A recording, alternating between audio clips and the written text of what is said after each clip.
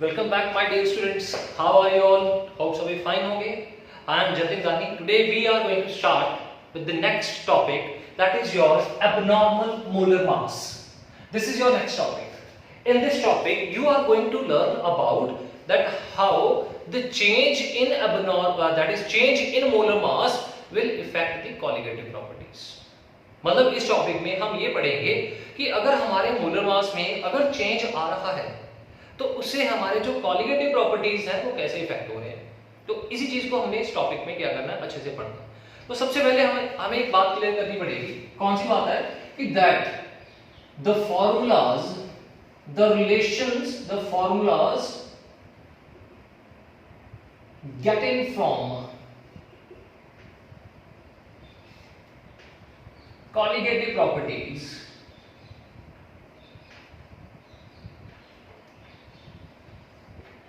are only valid for non-electrolytic solutions.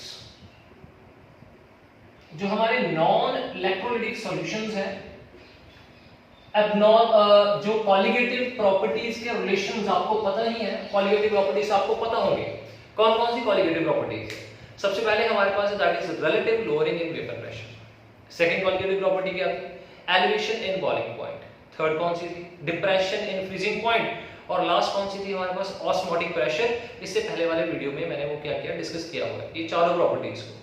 तो ये चारों प्रॉपर्टीज के आपको रिलेशन लिखवाए थे और चारों प्रॉपर्टीज की जो रिलेशन है हमारे पास वो मोलर मास के चेंज होने से क्या कर जाते हैं, चेंज कर जाते हैं. यही हमने यहाँ पे पढ़ना है कि हमारे पास जो कॉलिगेटिव प्रॉपर्टीज के रिलेशन है that is only valid for non electrolytic solution. Non electrolytic solutions कौन से होते हैं? व्हिच डू नॉट डिसोशिएट और एसोसिएट. ना वो डिसोशिएट हो रहे हैं ना वो क्या हो रहे हैं, एसोसिएट हो रहे हैं. ठीक है. तो कॉलिगेटिव प्रॉपर्टीज के रिलेशन सिर्फ इन्हीं सॉल्यूशंस के ऊपर क्या होंगे, हमारे पास वैलिड होंगे. एग्जांपल्स पता ही आपको, यूरिया है, ग्लूकोज, सुक्रोज एक्सेट्रा. ठीक है. ये एग्जांपल्स हमारे पास वो सॉल्यूशंस की हैं जो हमारे पास नॉन इलेक्ट्रोलाइटिक सॉल्यूशंस हैं. तो अभी हम पढ़ेंगे यहां पे कि मान लो मेरे पास यहां पे कौन सा सॉल्यूशन है. The solution is electrolytic solution. Electrolytic solution. Electrolytic solution की एग्जांपल है हमारे पास NaCl, sodium chloride. Sodium chloride जब भी पानी के अंदर ऐड करेंगे तो ये क्या कर जाएगा, डिसोशिएट हो जाता है. ठीक है. डिसोशिएट होने से क्या हुआ, आपके जो यहाँ पे NaCl है इसका एक मॉलिक्यूल है, यहाँ पे इसके दो आयंस बन चुके हैं. एक Na पॉजिटिव, एक क्या हो गया हमारे पास Cl नेगेटिव. मतलब अब हमारे पास जो है सॉल्यूशन के अंदर पार्टिकल्स, पहले आपने एक मॉलिक्यूल एक पार्टिकल डाला था, दो हो चुके हैं. ठीक है. जब दो पार्टिकल्स हो चुके हैं तो उससे क्या होगा, हमारी जो कॉलिगेटिव प्रॉपर्टीज हैं वो चेंज कर जाएंगी. क्योंकि कॉलिगेटिव प्रॉपर्टीज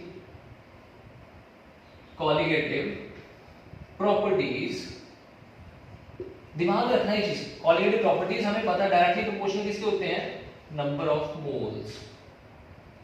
ठीक है. पार्टिकल्स यहां पे बढ़ गए हैं. पार्टिकल्स बढ़ने नंबर ऑफ मोल्स से directly proportional. Number of moles हमें पता है किसके इक्वल होता है, that is equal to given mass divided by molar mass. अगर हमारा मोलर मास चेंज होगा तो मतलब कॉलिगेटिव प्रॉपर्टीज भी क्या करेंगी, हमारी चेंज करेंगी. क्योंकि colligative properties are inversely proportional to molar mass. मतलब अगर यहां पे डिसोसिएशन हो रही है, मतलब हमारा पार्टिकल टूट रहा है, यहां पे डिसोशिएट कर गया, तो उसके मास के ऊपर इफेक्ट पड़ेगा. जैसे मास के ऊपर इफेक्ट पड़ेगा उसकी कौन सी प्रॉपर्टी के ऊपर इफेक्ट पड़ जाएगा, कॉलिगेटिव प्रॉपर्टीज के ऊपर इफेक्ट पड़ जाएगा. ठीक है. लेट अस सपोज हमारे पास यहां पे n पार्टिकल्स थे A मॉलिक्यूल के. अब ये सारे के सारे पार्टिकल्स आपस में ज्वाइन करके this is your dissociation and this is your association. इसकी एग्जांपल एक और देते हैं, पहले आप इसको समझ लो। मान लो आपके पास आपका जो मॉलिक्यूल है वो एसोसिएट कर गया, ठीक है। एसोसिएट करने से क्या हो जाएगा, उसका जो मोलर मास है वो क्या कर जाएगा, इंक्रीज कर जाएगा। अगर molar mass increase, inversely proportional colligative property will decrease. यहां पे देखो डिसोसिएशन हो रहा है, यहां पे मोलर मास क्या कर रहा है, डिक्रीज कर रहा है। आयंस में डिसोसिएट कर गया तो क्या कर गया, डिक्रीज कर गया। अगर यहां पे मोलर मास एक पार्टिकल का डिक्रीज कर रहा है हमारे पास, तो उसकी कॉलिगेटिव प्रॉपर्टी ऑटोमेटिकली क्या कर जाएगी, इनवर्सली प्रोपोर्शनल है, इंक्रीज कर जाएगी। तो मतलब यहां पे जो कॉलिगेटिव प्रॉपर्टीज हैं हमारे पास, हमने जो पहले रिलेशंस फाइंड किए थे, वो क्या कर रहे हैं, with the change of the molar mass क्या कर रहे हैं, चेंज कर रहे हैं। एक एग्जांपल मैं आपको एसोसिएशन की और देता हूं यहां पे। So there is an example of association. ये हमारे पास किसकी एग्जांपल थी, that is of dissociation. Example of association is when acetic acid ले लो आप, यहां पे बेंजोइक एसिड भी कंसीडर कर सकते हो। ये दो एसिड्स हैं हमारे पास यहां पे। अगर इन दोनों एसिड्स को हम कौन सा सॉल्यूशन में ले लेंगे, सॉल्यूशन, ये दोनों सॉल्यूट है, solute in benzene, solution benzene के सॉल्यूशन में ले लिया हमने। बेंजीन तो आपको पता ही है, ऑर्गेनिक कंपाउंड। तो ये दोनों को मैंने इसी सॉल्यूशन में ऐड कर दिया। एसिटिक एसिड, ये हमारे पास एक मॉलिक्यूल है, ये दो हो गए हैं। यहां पे एसोसिएशन हो जाएगी मॉलिक्यूल की, ये देखिए एसोसिएशन। ये एसोसिएशन क्यों होगी हमारे पास, इसका रीजन भी आपको बताते हैं। ये देखिए एसोसिएशन, एक मॉलिक्यूल यहां पे आ गया, दूसरा कार्बन यहां पे, एक O आ गया हमारे पास, ये H, double bond O, CH3। तो इन दोनों के बीच में हमारे पास यहाँ पे हाइड्रोजन बॉन्डिंग हो जाएगी, जिसके कारण हमारे पास यहाँ पे कौन सी स्ट्रक्चर बन जाएगी, डायमर स्ट्रक्चर बन जाएगी।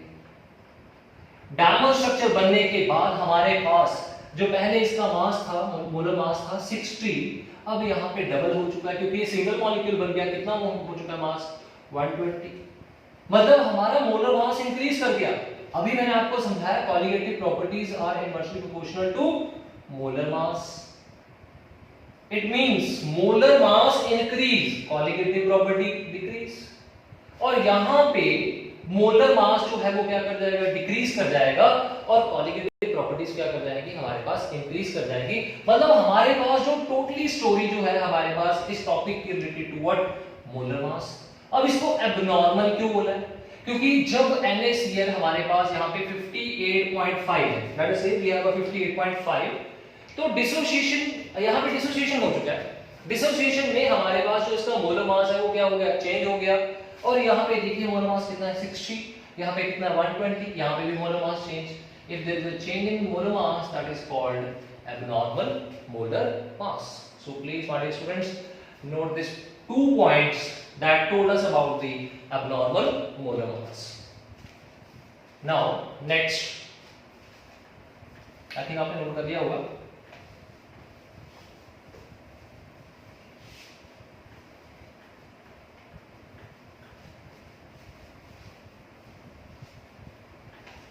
ओके, तो अभी मैंने यहां पे आपको समझाया कि colligative property relation, the relation of colligative properties only valid for non-electrolyte solution, non-electrolytic solution। But यहां पे आपको एक और चीज ऐड करनी पड़ेगी। कौन सी चीज है वो, ये है dilute word. The word is dilute। कि हमारे पास जो रिलेशंस हैं कॉलिगेटिव प्रॉपर्टीज के, सिर्फ और सिर्फ डिल्यूट नॉन इलेक्ट्रोलाइटिक सॉल्यूशंस के लिए वैलिड है। अगर मान लो हमारे पास यहां पे कॉन्सेंट्रेटेड नॉन इलेक्ट्रोलाइटिक सॉल्यूशन हो, क्या कॉलिगेटिव प्रॉपर्टीज यहां पे अप्लाई होंगी? इसका answer no. The reason is, इसका रीजन क्या है हमारे पास, दैट वाई रिलेशन ऑफ, हम एक तो बोल रहे हैं कि ये सिर्फ नॉन इलेक्ट्रोलिटिक के लिए है, फिर ये डिल्यूट के लिए क्यों है, कॉन्सेंट्रेटेड के लिए क्यों नहीं है, इसका रीजन क्या है, what is the reason? Reason is that when the solution is concentrate, concentrate होने की वजह से हमारे पार्टिकल्स बड़े एक दूसरे के नजदीक होंगे, हमारे पास पर यूनिट वॉल्यूम क्या कर जाएगा, हमारे पास जो है पर यूनिट वॉल्यूम डिक्रीज कर जाएगा, पर यूनिट वॉल्यूम डिक्रीज से पार्टिकल्स नजदीक आ जाएंगे, जिससे क्या होगा, force of attraction between particles due to which, उससे क्या होगा, दो चीजें हो सकती हैं, या तो क्या हो सकता है, एसोसिएशन हो सकता है, या फिर क्या हो सकता है, डिसोसिएशन। दोनों में से कोई भी एक बात होगी। अगर एसोसिएशन हो रही है तो मोलर मास इंक्रीज कर जाएगा, फिर कॉलिगेटिव प्रॉपर्टीज इनवर्सली प्रोपोर्शनल क्या कर जाएगी, डिक्रीज कर जाएगी। अगर डिसोसिएशन हो रही है हमारे पास तो मोलर मास क्या कर जाएगा, डिक्रीज कर जाएगा। Again colligative properties inversely proportional है, मास डिक्रीज, कॉलिगेटिव प्रॉपर्टीज क्या कर जाएंगी, इंक्रीज कर जाएंगी। मतलब ये रीजन है हमारे पास यहां पे कि that why colligative properties are only valid for dilute electrolytic solutions. Is that clear to everyone? So now the next one is, अब बोलेंगे कि abnormal molar mass is observed in following cases. कौन कौन से केसेस है जहां पे abnormal molar mass को ऑब्जर्व किया जाता है? सबसे पहले solution in which there is, in which association take place.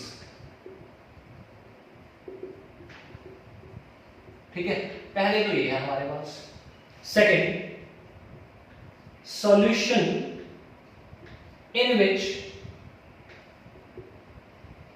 dissociation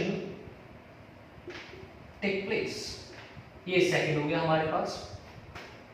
third है हमारे पास when the solution is non-ideal solution।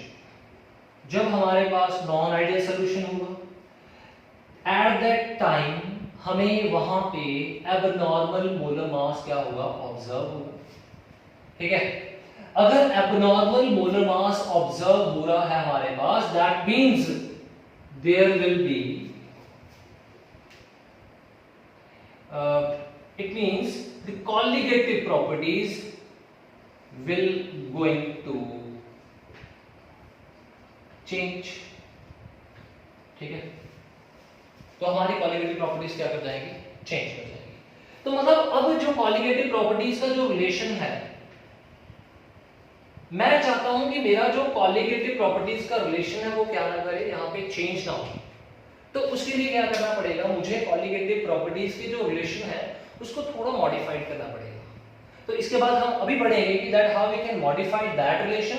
Till then please note it down, इसको जल्दी से नोट कर लीजिए।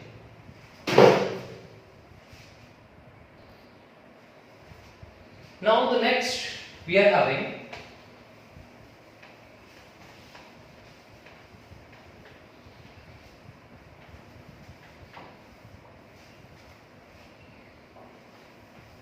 the relation that we have to find. अभी मैंने आपको बोला था कि कॉलिगेटिव प्रॉपर्टीज में कुछ मॉडिफिकेशन करेंगे।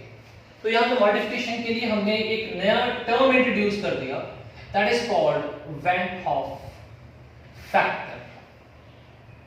वैन हॉफ फैक्टर जो है हमारे पास, that is represented by the letter I. इसको लेटर आई से हम क्या कर रहे हैं, रिप्रेजेंट कर रहे हैं। ठीक है, इट वाज इंट्रोड्यूस्ड in 1880 में क्या हुआ था, इंट्रोड्यूस किया गया था कॉलिगेटिव प्रॉपर्टीज। तो पहले इसके बारे में पढ़ते हैं।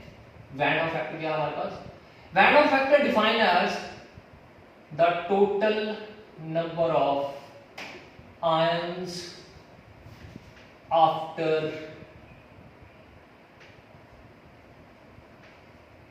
dissociation or association, ठीक है, या इसको बोल सकते हैं total number of solute particles after dissociation or association. Next, total number of solute particles before dissociation or association. तो वहां पे ये फॉर्मूला अप्लाई करेंगे, कौन से सॉल्यूशन में ये वाला फॉर्मूला अप्लाई करेंगे, that is in electrolytic solutions. जैसे आप लोगों ने इलेक्ट्रोलिटिक सॉल्यूशंस में ये वाला फॉर्मूला अप्लाई किया, after applying the formula you will observe that हमारे पास जो आई की वैल्यू है वो क्या आ जाएगी, फाइंड आउट हो जाएगी। सबसे पहले फॉर एग्जांपल हमारे पास यहाँ पे एक सिंपल सा मॉलिक्यूल है that is NaCl, sodium chloride. जब ये डिसोशिएट करेगा तो किस चीज की फॉर्मेशन होगी, Na positive plus Cl negative. अब हमने क्या फाइंड करना है, इसका वैन ऑफ फैक्टर फाइंड करना है। तो इसके लिए क्या करेंगे, I हमारे पास यहाँ पे है, I will be equal to, इसके इक्वल हो जाएगा हमारे पास फॉर्मूला के according total number of ions after dissociation. ये डिसोसिएशन होगी, कितने आयंस बन गए, 2 आयंस बन गए, 2। Total number of solute particles before dissociation कितने हैं, जस्ट 1। यहाँ पे कितना आ जाएगा 1, तो आपके आई की वैल्यू कितनी आ जाएगी, 2 आ जाएगी, ठीक है। नेक्स्ट इसके साथ हमारे पास this is the first example, कोई भी सेकंड एग्जांपल AlCl3, ठीक है, Al2SO4 थ्राइस, Al2SO4 थ्राइस। तो यहाँ पे देखो Al क्या आ जाएगा हमारे पास, 3 पॉजिटिव, 2 यहाँ पे आ जाएगा, प्लस SO4 2 नेगेटिव, यहाँ पे आ जाएगा 3 आ जाएगा, ठीक है। तो मतलब कितने आयंस हो गए हमारे पास, 5 ions are there, value of I will be equal to 5, क्योंकि मैंने क्या बोला, total number of ions after dissociation, dissociation के बाद 2 + 3 कितने हो गए, 5, 2 + 3 5, पहले कितने थे हमारे पास 1, तो value of I will be equal to what, 5 here. If we take another example, third example, we are having Na2SO4 dissociated and find the value of I. When you are going to dissociate it, the value of I, it is positive 2 here, SO4 2 negative, and how many ions are there, 3. I will be equal to 2 + 1 by 1, the value of I is what, 3. So by this we can find the value of Van der factor by the dissociation or the association of ion. So please note it down. Next example. The next we are having, the next topic that we are having here is degree of dissociation. Degree of, please learn this formula. Make an image of this formula in your mind, because in the upcoming questions that we are going to do in the topic in the video is related to the formulas. Please इसको दिमाग में अच्छे से बिठा लो, सभी question इसी topic के basis के ऊपर हम क्या करेंगे, सॉल्व करेंगे। तो सबसे पहले हमारे पास यहाँ पे डिग्री ऑफ डिसोसिएशन की बात कर रहे हैं। Degree of dissociation is represented by the letter alpha, alpha से रिप्रेजेंट करेंगे, ठीक है। सो एग्जांपल के तौर पे, for example we have 1 mole of KCl solution। मेरे पास 1 मोल KCl solution है, 1 mole KCl solution, and alpha is degree of dissociation। आप लोगों को चैप्टर नंबर 7 तो याद ही होगा, इक्विलिब्रियम +1 में आप लोगों ने किया था। एट दैट टाइम जब आप लोग डिसोसिएशन कर देते, KCl की डिसोसिएशन कर देते हैं, क्या बनेगा, K पॉजिटिव, Cl नेगेटिव। ये हमारे पास एक इलेक्ट्रोलाइट है, इलेक्ट्रोलाइटिक सॉल्यूशन। एट इनिशियल, याद ही होगा, at time is equal to 0, what is the concentration? इसकी कितनी कंसंट्रेशन हमने ली है? 1 मोल। ये रहा 1। इसकी कितनी हो जाएगी स्टार्टिंग में? स्टार्टिंग में 0 0। व्हाई 0 0? बिकॉज इसकी फॉर्मेशन ही नहीं हुई अभी, तो इसकी 0 0 हो जाएगी। तो at time, at equilibrium, sorry, at equilibrium time is equal to t। याद है आपको, अगर अल्फा डिग्री ऑफ डिसोसिएशन है तो इसमें कितने हमारे पास? 1 माइनस अल्फा। यहाँ पे कितना हो जाएगा? Alpha alpha. अब आपके सामने क्वेश्चन ये है कि सर आपने तो बोला था कि ये एक इलेक्ट्रोलाइट है। इलेक्ट्रोलाइट जो है हमारे पास वो क्या होते हैं? कंप्लीट डिसोसिएशन होती है। आपने भी यही पढ़ा हुआ है सबने, और मैंने भी आपको यही बताया था that there is complete dissociation. But remember that हम यहाँ पे KCl है चाहे NaCl है, कोई भी आपके पास इलेक्ट्रोलाइटिक सॉल्यूशन है, उसमें डिसोसिएशन हम 100% कंसीडर नहीं करते। क्यों नहीं करते? बिकॉज समवट 0.1% जो है वो क्या रह जाती है हमारे पास, मतलब हमारे जो मॉलिक्यूल्स हैं वो डिसोशिएट नहीं कर पाएंगे। 0.1 भी हो सकता है। अगर हम इसको नहीं कंसीडर करेंगे दैट मींस हमारे पास कितने रह जाएंगे एट इक्विलिब्रियम? 1 minus alpha. अगर ये हमारे पास 1 मोल है, अब क्वेश्चन ये है कि सर यहाँ पे भी अल्फा, यहाँ पे भी अल्फा। ये आपने पढ़ा था +1 में, कैसे किया हुआ हम लोगों ने ये वाला अल्फा और अल्फा कैसे किया था कि अगर मेरे पास इसके 1 मोल है, 1 मोल जो है हमारे पास सिर्फ एक ही K पॉजिटिव देगा और कितना देगा? Cl।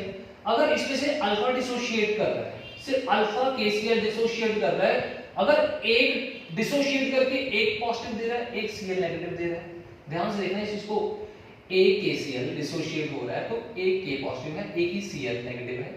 अगर उसमें से अल्फा जो है 1 माइनस अल्फा जो है हमारे पास डिसोशिएट कर, अल्फा जो है डिसोशिएट करके, अल्फा डिसोशिएट कर जाएगी। मैंने क्या बोला था? 1 मोल डिसोशिएट, एक K पॉजिटिव, एक Cl नेगेटिव।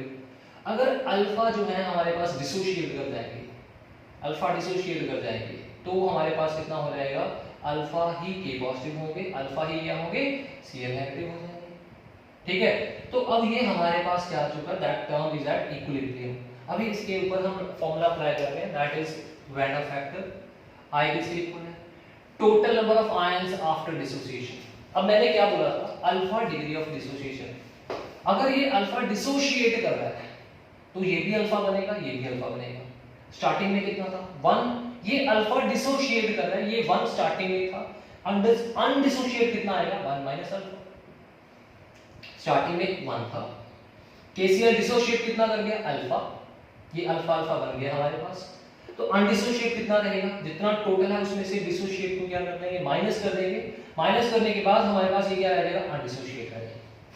तो अभी हमारे पास ये अनडिसोसिएशन के बाद वाला है, तो यहाँ पे ये फॉर्मूला अप्लाई करो, total number of ions after dissociation. कितने हमारे पास total number of ions dissociation के बाद? ये रही अल्फा प्लस अल्फा। ये भी डिसोसिएशन के बाद ये कितना आ जाएगा? 1 अल्फा।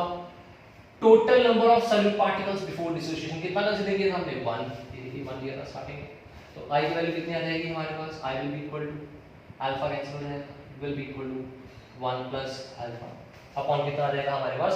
1 आ जाएगा। ठीक है, ये हमारे पास किसकी वैल्यू आ गई? वैन ऑफ फैक्टर की वैल्यू आ गई।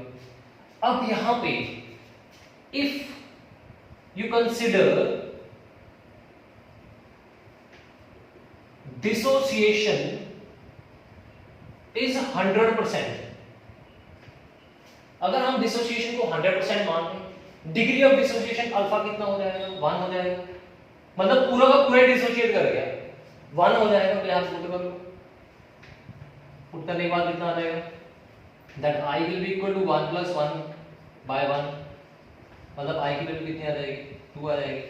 देखिए आप लोग यहाँ पे मैंने आपको जैसे स्टार्टिंग में ये बताया था, अगर आप इसको कंप्लीट डिसोसिएशन मानोगे तो ये देखो एक ये हो गया, एक ये हो गया, 1 प्लस 1 कितना आएगा? 2, 2 बाय 1, आंसर 2 ही आएगा आपका। ये वाला यहाँ पे और इस फॉर्मूला में पुट करेंगे। So please note it down that how we can find degree of dissociation for the KCl solution.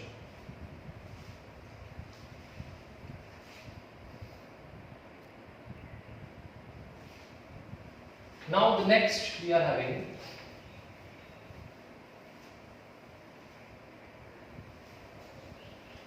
again degree of dissociation. If we take in degree of dissociation, if we have a solution AN and dissociate into AN solution था, N molecules में क्या कर गया, वो dissociate कर गया. This is initial starting में. Initially हमारे पास AN था एट टाइम 0, इसकी कंसंट्रेशन कितनी थी 1. इंक्रीज ऑफ टाइम हमारे पास ये डिसोशिएट कर जाएगा,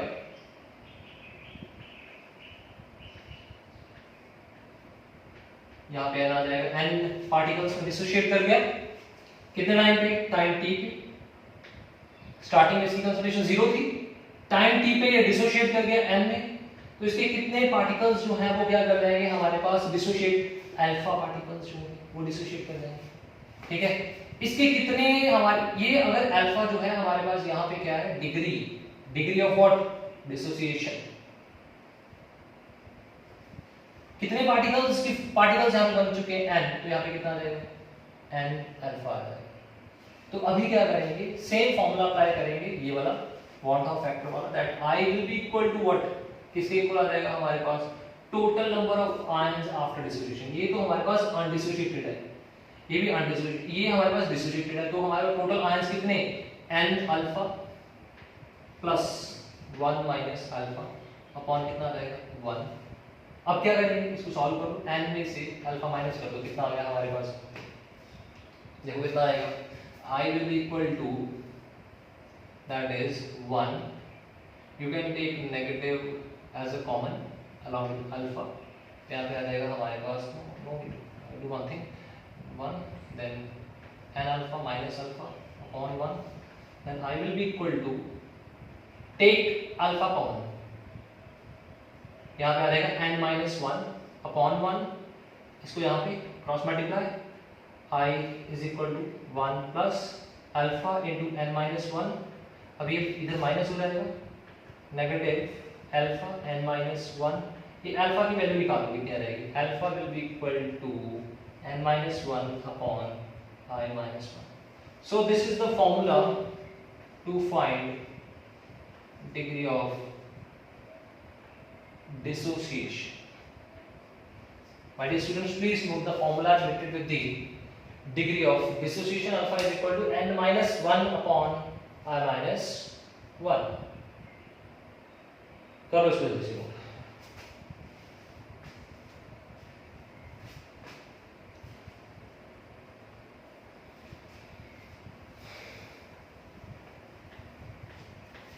Now come to the next.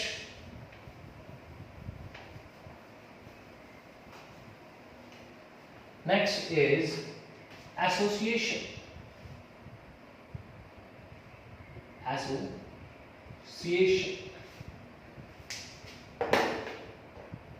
Now what is there in association? Example, we are having acetic acid in benzene. इसके 2 molecules क्या कर जाएंगे, एसोसिएट. अभी बताया था कौन सी फॉर्म में एसोसिएट कर जाएंगे, डैमर की फॉर्म में. तो हम इसको एक क्लब करके इकट्ठा करके यहाँ पे लिख देते हैं, इसको 2 लगा दिया. This is association. ठीक है. तो अभी देखो यहाँ पे, अगर यहाँ पे एसोसिएशन हो रही है हमारे पास, 2 मॉलिक्यूल्स थे, कंबाइन करके एक मॉलिक्यूल बन गया हमारे पास. तो अभी यहाँ पे I की वैल्यू निकाल रहे हैं. I की वैल्यू किसके इक्वल थी, total number of solute particles after dissociation और एसोसिएशन. यहाँ पे एसोसिएशन हो रहा है. एसोसिएशन के बाद कितने मॉलिक्यूल्स बन रहे हैं, यहाँ पे सिर्फ 1 मॉलिक्यूल बन रहा है. तो आपको ऊपर आ जाएगा, न्यूमरेटर में आ जाएगा 1. उसमें मतलब total number of solute before dissociation कितना हमारे पास है, 2. तो डिनोमिनेटर में कितना आ जाएगा, 2 आ जाएगा. तो आपके ऑर्डर फैक्टर की वैल्यू कितनी आ गई, 1/2 आ जाएगी हमारे पास. तो इस अकॉर्डिंग आप लोग क्या कर सकते हो, जो है एसोसिएशन को अगर फाइंड करना है तो हमारे पास I की वैल्यू क्या आ जाएगी, दैट इज लेस देन 1. ये चीज को दिमाग में रखना. In the case of association, in association most of the cases, सभी में I की वैल्यू जो होगी वो लेस देन 1 होगी. In dissociation the value of I will be greater than 1. Greater होगी हमारे पास। ये चीज अगर आपको याद रह गई तो आपको क्वेश्चंस को सॉल्व करना, न्यूमेरिकल्स को सॉल्व करना बहुत इजी हो जाएगा। ठीक है, प्लीज इसको नोट करो। आगे हमें इसके डिग्री ऑफ प्रिसिशन को फाइंड करते हैं। तो सी हियर, अगर हम इसको लेट अस से हमारे पास यहां पे जो मॉलिक्यूल है इसकी जो initial at time t is equal to 0, initial concentration, इसको इनिशियल बोलेंगे कितनी हमारे पास 1, ठीक है, इसकी कितनी हो जाएगी 0 हो जाएगी। At time t is equal to equilibrium कितना हो जाएगा, कितने मॉलिक्यूल्स यहां पे जो है हमारे पास वो क्या कर रहे हैं एसोसिएट कर रहे हैं, कितना हो जाएगा 1 माइनस अल्फा, इधर कितना आ जाएगा हमारे पास अल्फा आ जाएगा हमारे पास। ठीक है, अल्फा आ जाएगा, नहीं अल्फा नहीं आएगा। क्यों नहीं आएगा, बिकॉज यहां पे देखो जो यहां पे एसोसिएट कर रहे हैं ये एक मोल लिया था, दो जो है वो एक में कन्वर्ट हो रहा है, तो यहां पे कितना बच जाएगा हमारे पास अल्फा बाय 2। अगर यहां पे दो एक में कन्वर्ट हो रहा है, एक जो है वो किस में हो जाएगा हाफ में आ जाएगा हमारे पास। अगर यहाँ पे एक लिया हमने अल्फा डिग्री ऑफ डिसोसिएशन एक लिया है तो इतना इधर कितना आ जाएगा half, because here we have 2, here we have 1, here we have alpha by 2। तो यहाँ पे हमने क्या फाइंड कर लिया, that is at time their concentrations को फाइंड कर लिया। तो अभी हमारे पास बॉन्ड ऑफ फैक्टर I का formula, that total number of ions after dissociation कितने हैं हमारे पास, यहाँ पे देखो 1 माइनस अल्फा प्लस ये जो 1 माइनस अल्फा ये बच गया अनएसोसिएटेड, ये है हमारे पास जो बचा हुआ है अनडिसोसिएटेड या अनएसोसिएटेड है, ये हमारे पास एसोसिएट कर चुका है अल्फा बाय 2। तो डिनोमिनेटर में स्टार्टिंग में कितना लिया था, total number of solute particles before association कितने थे हमारे पास 1, यहाँ पे आ जाएगा 1। बेटा इसको क्रैमिंग मतलब दिमाग में रटना नहीं है, there is no need to cramming over there. आप लोगों को यहाँ पे सिंपली याद रखना, ये देखिए ये ध्यान से देखना इस चीज को, अगर ये दो मॉलिक्यूल्स एक में कन्वर्ट कर रहे हैं, ठीक है, दो यहाँ पे कितने में कन्वर्ट कर रहे हैं एक में, तो यहाँ पे 1 है, इनिशियली 1 था, तो 1 में अगर हमारे पास हमने यहाँ पे अल्फा डिग्री ऑफ डिसोसिएशन 1 लिया है, एक जो है हमारे पास यहाँ पे कितने में रह जाएगा हाफ में, 2 into 1 अल्फा into हाफ। अगर मान लो मेरे पास यहाँ पे 3 होते, यहाँ पे तो मैंने यहाँ पे 2 वाला ले लिया, डाई वाला ले लिया, अगर हमारे पास ट्राई वाला होता 3 वाले होते, यहाँ पे 3 होता तो यहाँ पे भी 3 था, फिर यहाँ पे अल्फा यहाँ पे कितना था अल्फा बाय 3, अगर यहाँ पे 4 होता तो यहाँ पे कितना था अल्फा, यहाँ पे कितना था अल्फा बाय 4, यहाँ पे भी 4 था। तो इस चीज को दिमाग में रख लो आप लोग, there is no need to cram, याद रखना है कि इतना दिमाग में रखना है कि whenever there is an association, alpha molecule associate करके, अल्फा मतलब जो है हमारे पास अगर एसोसिएट कर गए तो हाफ, दो मॉलिक्यूल एसोसिएट कर गए तो एक बन रहा है, तो अल्फा होगा तो कितना आ जाएगा अल्फा बाय 2। अभी यहाँ पे आ जाओ, i किसके इक्वल आ जाएगा, i will be equal to 1, alpha में से अल्फा बाय 2, अल्फा बाय 2 आ जाएगा नेगेटिव बाय 1। ठीक है, तो ये हमारे पास वैल्यू आ चुकी है, इसको ध्यान से नोट करो। अच्छा अब इस चीज को आगे देखो, कैसे लिख सकते हैं, i is equal to 1 minus alpha by 2।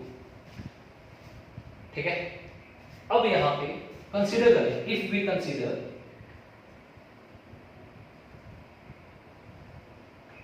100% association, अगर हम कंसीडर कर लें एसोसिएशन कितनी है 100% एसोसिएशन है। 100% एसोसिएशन का मीनिंग क्या हुआ कि हमारे पास जो अल्फा की वैल्यू है वो कितनी आ गई है 1, तो i की वैल्यू कितनी आ जाएगी हमारे पास 1 माइनस 1 बाय 2, तो कितना आ जाएगा i की वैल्यू आ जाएगी हाफ। ये हाफ किसके लिए वैल्यू है हमारे पास, that is for the acetic acid. अभी आपको मैंने पहले भी फाइंड करके दिखाया था, इसके वैन हॉफ फैक्टर की वैल्यू कितनी आ गई थी हाफ, यहाँ पे हमने फॉर्मूला से ही कैलकुलेट कर ली, कितनी आ गई हाफ आ चुकी है। ये हाफ कब आएगी, जब हमारे पास 100% association, 100% association. Please note it down, इसको जल्दी से नोट कर लो।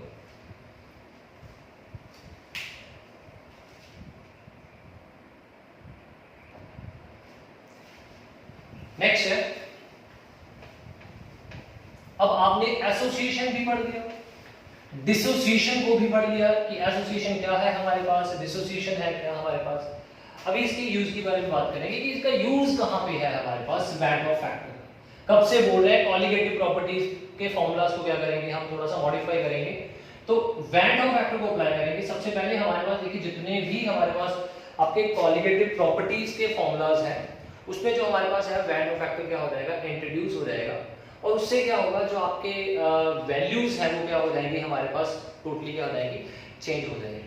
मतलब हमारे पास जो कॉलिगेटिव प्रॉपर्टीज मैंने आपको स्टार्टिंग में बताया था, in the starting I have told you that जो कॉलिगेटिव प्रॉपर्टीज हैं वो क्या है हमारे पास सिर्फ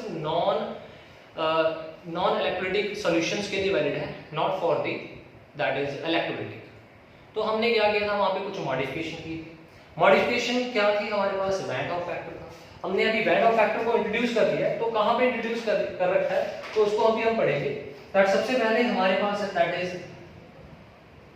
relative lowering in vapour pressure, सबसे पहला formula, but we have relative lowering in vapour pressure. अब इसका फॉर्मूला क्या था अगर याद होगा आपको, P not minus P by P not is equal to x B. ठीक है, तो यहां पे वन फैक्टर यहां पे इंट्रोड्यूस हो गया, दैट इज आई यहां पे आएगा। नेक्स्ट जो था, नेक्स्ट कॉलिगेटिव प्रॉपर्टी कौन सी थी हमारे पास, elevation in boiling point. Second था फॉर्मूला क्या था हमारे पास, delta TB is equal to KB into M. M क्या था, मोलैरिटी। तो यहां पे भी वन फैक्टर यहां पे इंट्रोड्यूस कर दिया। थर्ड कौन सा था हमारे पास, डिप्रेशन इन फ्रीजिंग पॉइंट। ये third colligative properties, delta TF KB into M, यहां पे भी हमने आई को क्या कर दिया, इंट्रोड्यूस कर दिया। तो यहां पे देखो फोर्थ कौन सा था, ऑस्मोटिक प्रेशर, पाई से रिप्रेजेंट किया था इसको, दैट इज एमआरटी, कंसंट्रेशन लिख लो, सीआरटी में एमआरटी लिख लो, मोलैरिटी, यहां पे भी आई कंफ्यूज कर। तो इन सभी केसेस में हमने वैन डॉ फैक्टर को क्या कर दिया, इंट्रोड्यूस कर दिया। तो अब इसका कैसे इंपैक्ट पड़ेगा, ध्यान से देखना बच्चा यहां पे। लेट अस सपोज हमारे पास जो है वो डिसोसिएशन का केस है। डिसोसिएशन मैंने आपको बताया था कि जो I की वैल्यू होगी वो ग्रेटर देन 1 होगी। ठीक है, अगर I की वैल्यू ग्रेटर देन 1 है दैट मींस जो आपकी कॉलिगेटिव प्रॉपर्टी थी कौन सी, कैलकुलेटेड, दो प्रॉपर्टी अभी यहां पे दो होंगी, एक है कैलकुलेटेड, एक होगी ऑब्जर्व्ड। अगर मान लो मेरे पास NaCl का सॉल्यूशन है, ये इसमें डिसोशिएट करेगा, इसमें I इंट्रोड्यूस हो गया, कितना था ये आपका, that is 2, the value of I is 2। ठीक है, इनमें से किसी भी फॉर्मूला में अप्लाई कर दो, किसी भी फॉर्मूला में अप्लाई कर दो, अगर आप I2 पुट करोगे मतलब आपकी जो कॉलिगेटिव प्रॉपर्टी का आंसर आएगा वो डबल आ जाएगा। मतलब आपके जो कॉलिगेटिव प्रॉपर्टी है वो क्या कर जाएगी, इंक्रीज कर जाएगी। That means observe colligative property is greater than what, क्या हमारे पास कौन सी होती है, कैलकुलेटेड, एक्सपेरिमेंटली कैलकुलेटेड वैल्यू होती है कॉलिगेटिव प्रॉपर्टी, जो पहले से ही पता है हमें। ठीक है, अगर जिसमें हम सिंपल फॉर्मूला लगाएंगे उससे हमारे पास जो ऑब्जर्व जो हमें देखेंगे वो क्या आएगी, ज्यादा आएगी हमारे पास। ठीक है, अब आ जाओ एसोसिएशन का केस आ जाओ। एसोसिएशन के केस में क्या होगा हमारे पास, जो वैन डॉ फैक्टर है हमारे पास लेस देन 1। एग्जांपल था इसका हमारे पास CH3 COH, 2 मॉलिक्यूल्स हैं, वो क्या कर रहे हैं, ज्वाइन कर रहे हैं, क्या बना रहे हैं, CH3 COOH, यहां पे आ जाएगा। ठीक है, यहां पे जो आपके पास वैन डॉ फैक्टर है that is value of I, वो क्या थी, लेस देन 1 थी। याद ही होगा कितनी आ रही थी आपके पास, हाफ आ गई। मतलब जितनी भी आपकी कॉलिगेटिव प्रॉपर्टीज हैं वो क्या हो जाएंगी, इसकी भी हाफ हो जाएगी, इसकी भी हाफ हो जाएगी। That means observed colligative property is less than calculative colligative property. तो इस चीज को दिमाग में रखना हमने, ठीक है। So please remember the formula and note it down, इसको नोट करो अच्छे से। ये हमारे पास जो है observe and calculated and the formulas, यहाँ पे बॉन्ड फैक्टर्स क्या करते हैं हमने इंट्रोड्यूस कर दिए, इसको जल्दी से नोट करो।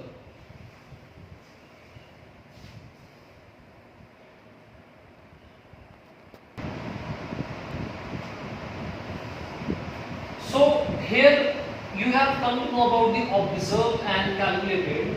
So my dear students, we are going to introduce one more formula here that relates with the colligative property, that I is equal to, I is what? Van Hoff factor.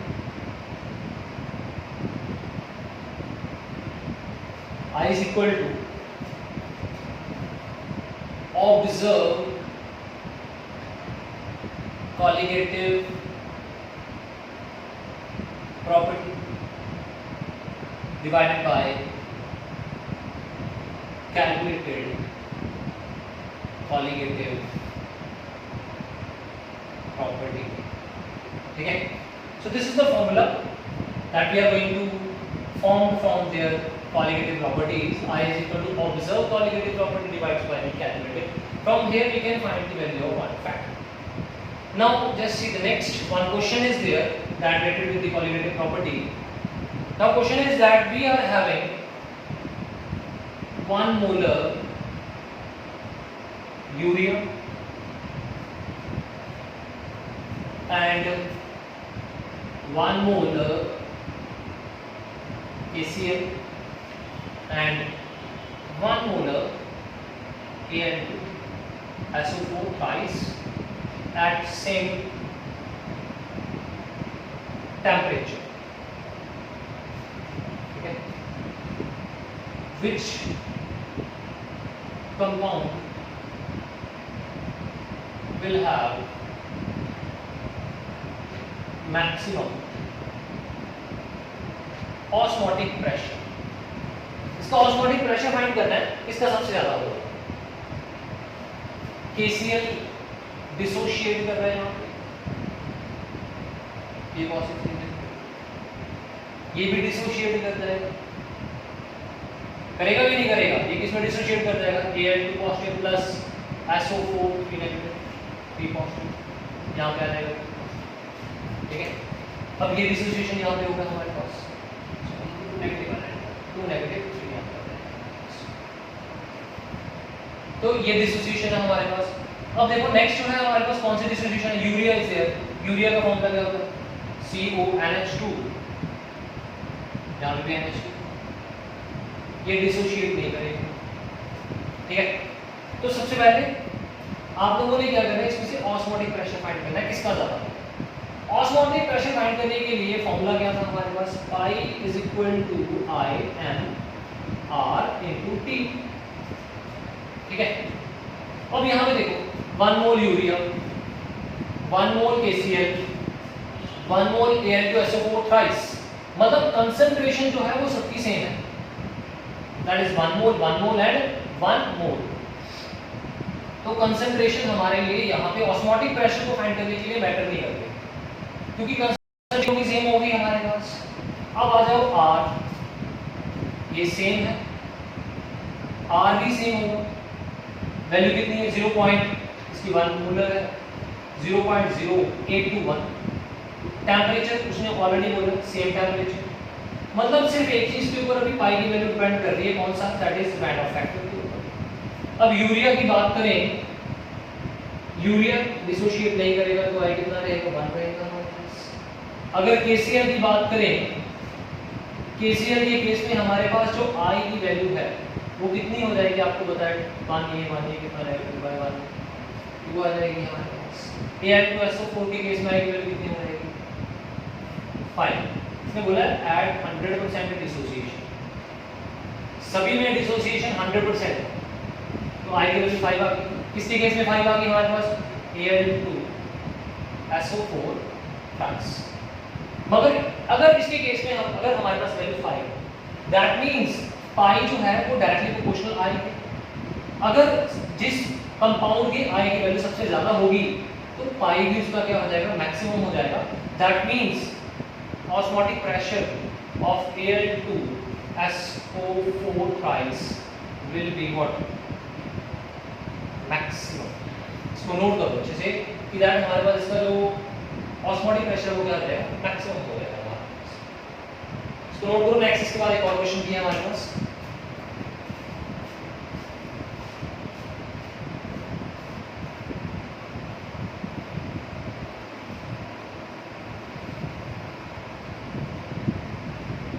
तो अभी हमने find कर दिया कि अगर हमारे पास एक मोल सबकी मोलैरिटी जो है वो सेम है तो भी क्या बोल सकते हैं, क्योंकि कंसंट्रेशन जो है वो ऑस्मोटिक प्रेशर जो है वो किसके ऊपर डिपेंड करेगा, दैट इज आई के ऊपर डिपेंड करेगा। नेक्स्ट क्वेश्चन इज दैट मेरे पास यहाँ पे 1% जो है दैट इज ग्लूकोज,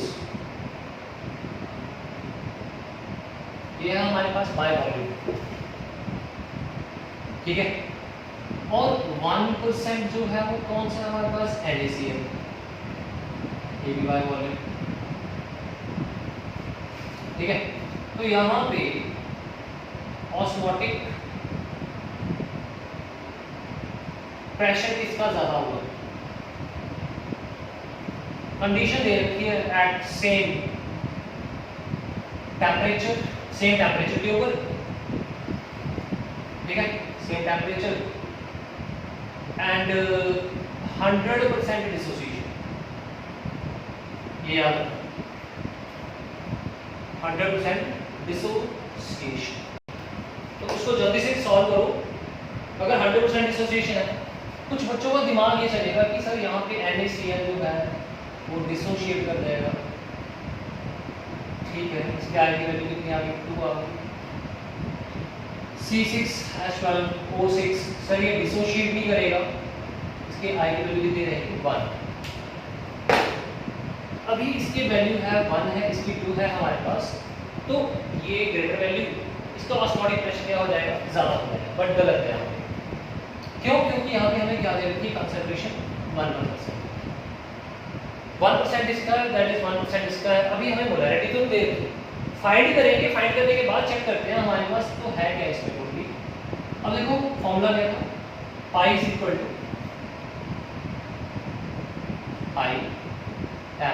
IMRT, ठीक है। R तो सेम 0.0821, टेम्परेचर भी सेम, मतलब पाई की वैल्यू 2 फैक्टर्स के ऊपर डिपेंड करती है, मोलैरिटी के ऊपर और आई के ऊपर। अभी क्या करते हैं, ग्लूकोज की मोलैरिटी फाइंड करते हैं। ग्लूकोज की मोलैरिटी कितनी हो जाएगी, number of moles divided by volume of solution in litre. Number of moles का फॉर्मूला क्या होगा हमारे पास, small m by capital M into volume. यहां भी बोला 1% बाय वॉल्यूम, मतलब ये हमें इसका जो है 1% जो है वो मास है, ग्लूकोज का गिवन मास कितना हो गया हमारे पास, 1 ग्राम। 1 ग्राम कितने लीटर्स में हो जाएगा, 100 ml में हो जाएगा। मतलब यहाँ पे 1 ग्राम ग्लूकोज और वाटर का वॉल्यूम कितना हो गया हमारे पास, सॉल्यूशन नॉट वाटर, सॉल्यूशन का वॉल्यूम कितना हो जाएगा, 100 ml हो जाएगा। इसको लीटर्स में चेंज कर दो, 100 बाय कितना आ जाएगा, 1000, कितना आ गया वॉल्यूम, 1/10 लीटर, ये वॉल्यूम आ गया, ठीक है। मोलर मास तो आपको पता ही ग्लूकोज का कितना होता है, दैट इज योर 180। अब वैल्यू पुट कर दो यहाँ पे निकालने के लिए, मोलैरिटी निकालने के लिए। मास कितना है, 1/18 इंटू 180 इंटू 1/10, 10 ऊपर चला गया तो ये बन जाएगा 10/180, ये कट गए 1/80। ये क्या आ चुका है हमारे पास, मोलैरिटी। इसकी मोलैरिटी है ग्लूकोज की मोलैरिटी, ठीक है। अभी आप लोगों ने सिमिलरली मोलैरिटी फाइंड करनी है NaCl। NaCl की मोलैरिटी फाइंड करनी, same formula, small m, volume in litre, mass कितना दिया होगा 1 ग्राम, मोलर मास कितना है NaCl का 58.5, ये भी 1% बाय वॉल्यूम है, वॉल्यूम कितना आ जाएगा 1/10, इसका 10 ऊपर चला गया, 100 ऊपर चला गया, 5 आ गया। ठीक है, यहाँ तक तो क्लियर होगा आपको। अभी नेक्स्ट ये NaCl की मोलैरिटी फाइंड करेंगे 100/5, उसकी कितनी है हमारे पास 1/100। तो अभी पाई की value, pi that is for glucose कितना आ जाएगा आई कितना आपका 1/18। ठीक है, ये पाई आ जाएगा ग्लूकोज का 1/18 आ गया। अब यहाँ पे आ जाओ, यहाँ पे कितना है हमारे पास that is pi of NaCl, I कितना है इसका 2 आ जाएगा, 100 बाय कितना आ जाएगा 585 into R into T into R into T, R T same ही है हमारे पास, तो इसकी कैंसिलेशन देखो कितनी होती है हमारे पास, ये बनता है 200/585 आर। ठीक है, ये 18, इसको डिवाइड कर देगा, इसको भी डिवाइड कर देगा, दोनों में से डिवाइड करके जिसकी वैल्यू कम होगी उसका ऑस्मोटिक प्रेशर कम हो जाएगा, और जिसकी वैल्यू ज़्यादा होगी उसका जो ऑस्मोटिक प्रेशर है वो क्या हो जाएगा हमारे पास ज़्यादा हो जाएगा।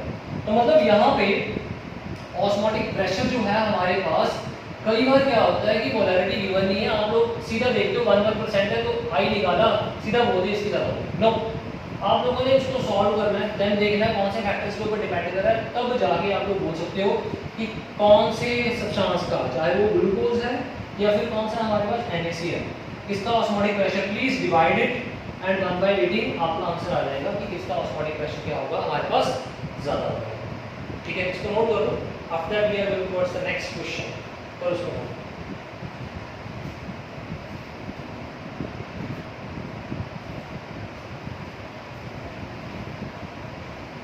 Now to the next numerical.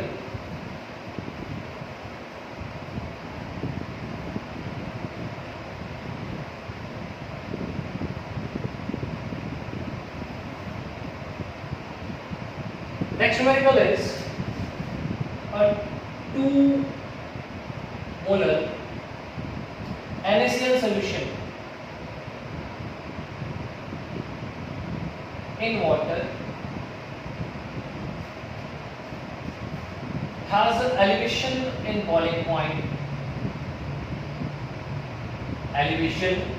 in boiling point, of 1.88 Kelvin if Kb for water is 0.52 Kelvin kilogram per mole. Calculate I and alpha for NaCl। अभी इसको जल्दी से सॉल्व करना है न्यूमेरिकल को। ये है क्वेश्चन हमारे पास, ये न्यूमेरिकल है, इसको सॉल्यूशन फाइंड करो जल्दी से। मोलैरिटी दे रखी है, NaCl सॉल्यूशन है हमारे पास। NaCl जब डिसोशिएट करेगा, Na positive plus Cl negative, initial concentration 1, इसकी 0 1 माइनस अल्फा आ जाएगा। ठीक है, तो आई की formula total ions before after dissociation कितने आयंस बन रहे हैं, अल्फा 1 माइनस अल्फा, क्योंकि ये कौन सा 100% है, बाय टोटल बिफोर कितना आ जाएगा 1, आई किसके इक्वल आ जाएगा, ठीक है, हो जाएगा 1 plus alpha by 1, I is equal to 1%। ये हमारे पास फॉर्मूला, ठीक है। After that we have formula of elevation boiling point, that is delta TF is equal to I into boiling, delta TB is equal to KB into M। अब यहाँ पे delta TB कितना, that is change elevation boiling point 1.88, this one already given 1.88 What is the value of I? We have to calculate what is the value of Kb. Kb कितना है क्या? 0.05. And what is molarity? Molarity here we have to molar. Now I is equal to 1.88 divided by 0.05 into 2. So solve करो कितना आ जाएगा? ये cancel हो गया, ये कैंसिल हो गया. कितना आ जाएगा? 1000 और 0.05. यहाँ पे आ जाएगा 0.0 है. सॉरी बेटा यहाँ पे ना 0.52. इसका 100 आ जाएगा. तभी 100 ये कैंसिल. ये आ जाएगा हमारे पास 188 52 54 104 आ जाएगा हमारे पास. इसको डिवाइड कर दो. डिवाइड करके आपका आंसर आ जाएगा लगभग 1.8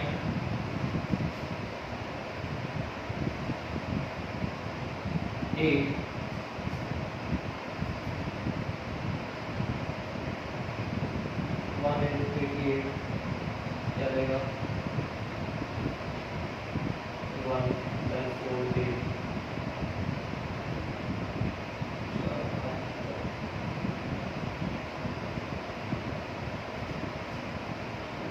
आ जाएगा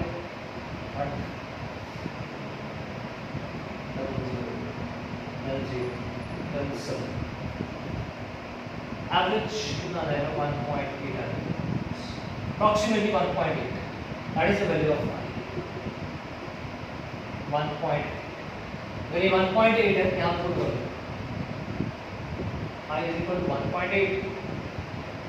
1 plus alpha. Alpha कितना आ गया? 1.8 minus 0.8. मतलब अल्फा आ गया 80% डिसोसिएशन. कंप्लीट नहीं है, 80% डिसोसिएशन इससे. तो हमने दोनों चीजें कैलकुलेट कर दी. आई भी कैलकुलेट कर दिया और इसका अल्फा भी क्या कर दिया हमने कैलकुलेट कर. So this is the numerical related how we can find the value of I and alpha from the given terms. Now next one. Next question. Please note it down first. After that we are going to the next one.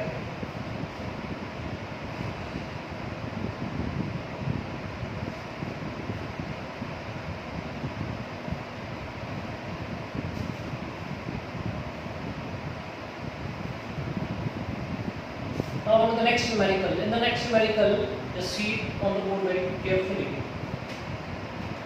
We are given a 1/10 molar solution. 1/10 molar solution of A is a 20% dissociate at 20 degree Celsius. Calculate osmotic pressure. जल्दी से calculate करिए इसको. osmotic pressure जल्दी find करिए. Formula आएगा pi is equal to I M R into P. इसके लिए सबसे पहले आपको क्या निकालना पड़ेगा? आई निकालना पड़ेगा. यहाँ पे इसको ए बदलिए. इसको लिखो ए बी 4 लिखो. A4B substance is A4B. Of course it is.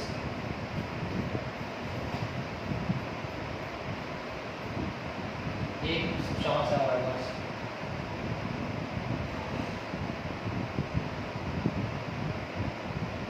करो solve.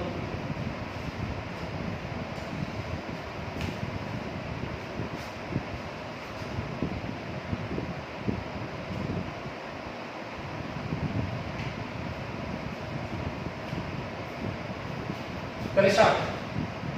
So in the question it is given 20% dissociate compound A4B dissociate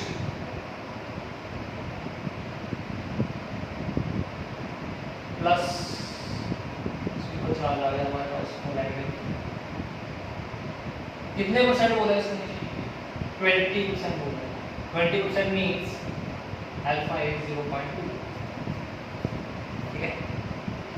अब यहाँ पे आई की वैल्यू कितनी हो जाएगी वो निकालेंगे। पहले इसकी इनिशियल 1 0 0, इधर कितना रहेगा 1 माइनस अल्फा 4 अल्फा अल्फा, ठीक है। 4 आयंस 1 4 4 में तो अल्फा भी इतना ही होगा, तो आई किसके इक्वल रहेगा 1 minus alpha plus 4 alpha plus alpha divides by 1 starting initial before. अब इसको कैंसिलेशन कर दो, इसकी कैंसिलेशन हो गई I is equal to 1 minus 4 alpha. Alpha की वैल्यू कितनी है हमारे पास, alpha is 0.2, I is equal to 1 minus 4 into 0.2, कितना हो गया हमारे पास 1 माइनस 0.8, ये आ गया हमारे पास 0.2। So this is the value of I, ठीक है। इसको जल्दी से इसमें पुट करके इसको सॉल्व कर दो, आगे कितना आ रहा है जल्दी से कितना आ रहा है।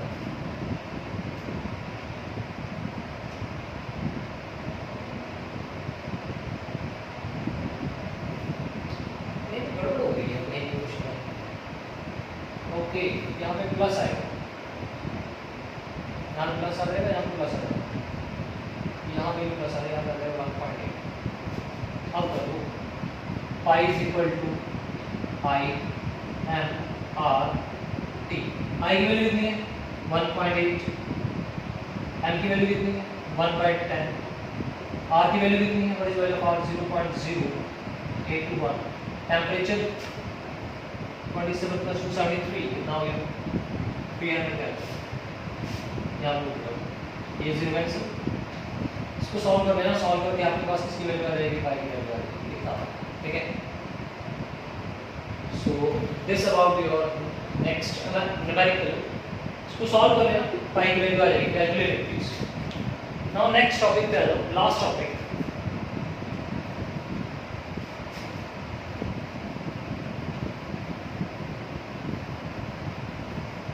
आज के लिए हमारा लास्ट टॉपिक है, छोटा सा फॉर्मूला ही है। The formula is that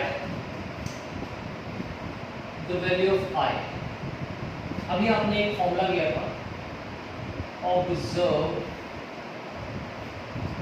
colligative property divided by calculate colligative. अभी आप लोगों ने ये वाला फॉर्मूला किया था, that is observe and calculate. तो आपको पता लग जाएगा कि इसको करना, अभी हमने इसका एक नेक्स्ट और फॉर्मूला भी बनाना है कि फॉर्मूला है क्या हमारे पास, ठीक है। एक मैंने आपको क्वेश्चन स्टार्टिंग में बताया था कि जो आपके कॉलिगेटिव प्रॉपर्टीज हैं वो इनवर्सली प्रोपोर्शनल होते हैं, किस चीज के, colligative properties inversely proportional to molar mass, ठीक है। तो अभी हमारे पास यहाँ पे देखो, अगर मैं कॉलिगेटिव के आगे लिख दूं ऑब्जर्व्ड कॉलिगेटिव प्रॉपर्टी, वो इनवर्सली प्रोपोर्शनल किसके हो जाएगा, ऑब्जर्व्ड मोलर मास, ठीक है। इसमें दिमाग में रखना कि अगर observe colligative property inversely proportional to molar mass, तो ऑब्जर्व कॉलिगेटिव प्रोपोर्शनल टू किसके हो जाएगा, ऑब्जर्व मोलर मास इक्वल हो जाएगा हमारे पास।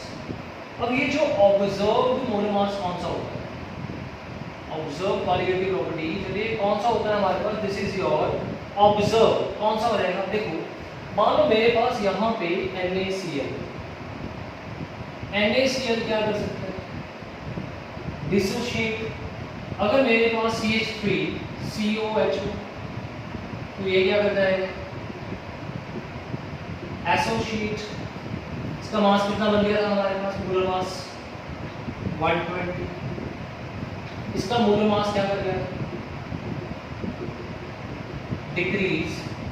तो observe molar mass can be increase और डिक्रीज, सो ये कौन सा हो जाएगा, एबनॉर्मल मोलर मास, ठीक है, एबनॉर्मल हो जाएगा हमारे पास। और कैलकुलेटेड कौन सा हो जाएगा, नॉर्मल मोलर मास। तो इन दोनों की वैल्यूज यहाँ पे पुट कर दो, तो आई का फॉर्मूला एक और बन जाएगा, क्या फॉर्मूला बन जाएगा हमारे पास, ये आ जाएगा ऑब्जर्व 1 बाय एबनॉर्मल हो जाएगा I is equal to 1 by abnormal upon 1 by calculated क्या है नॉर्मल। ठीक है, तो हमने यहाँ पे एक फॉर्मूला बना लिया। फॉर्मूला क्या है हमारे पास, that I is equal to, ये ऊपर चला जाएगा, normal I is equal to normal molar mass divided by abnormal molar mass। ये हमारा थर्ड फॉर्मूला किस चीज को फाइंड करने के लिए, वैन हॉफ फैक्ट फाइंड। ठीक है, so my dear students, we have completed the topic that is your abnormal molar mass and hope that ये लेक्चर आपको समझ में लग गया होगा। थोड़ा सा आज लेक्चर लंबा चला गया क्योंकि टॉपिक हमारा थोड़ा ब्रॉड था, न्यूमेरिकल्स भी थे इसकी। I hope that each and everything is clear to every student, so that if you want the next notification of my lecture, please don't forget to subscribe. Thank you.